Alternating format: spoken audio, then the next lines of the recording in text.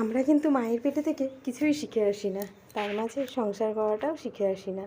গুছিয়ে সংসার করাটা শেখা যায় সংসারকে ভালোবাসা থেকে, সংসারের পরে থাকা টান থেকে। সংসারটাকে ভালোবাসলে সংসারের কাজগুলো করতে গেলে কোনো আলসেমি আসবে না, তখন দেখবে গুছিয়ে সংসার করা যায়। এই সংসার করতে গেলে কত ত্যাগ লাগে না বলো? অনেক ত্যাগ করার পরেই এই সংসারটা করা যায়। যদিও এই ত্যাগগুলোর মাঝে কিছু থাকে না, তাও আমরা অনেক ত্যাগ করি। না, শুধু যে আমরা মেয়েরাই, ঘরের বউরাই ত্যাগ করি এমন নয়, ত্যাগ কিন্তু পুরুষদেরকেও অনেকটাই করতে হয়।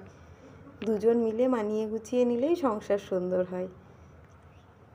সো হ্যালো এভরিওয়ান, কেমন আছো তোমরা সকলে? আশা করছি তোমরা সকলে খুব ভালো আছো। আমিও ভালো আছি, কিন্তু মন অনেকটাই খারাপ।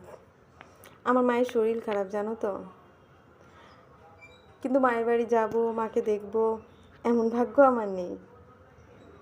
যদি একটু চোখের দেখাটা দেখে আসতে পারি তাও মনটা শান্ত হয়, কিন্তু সেটাও পাচ্ছি না।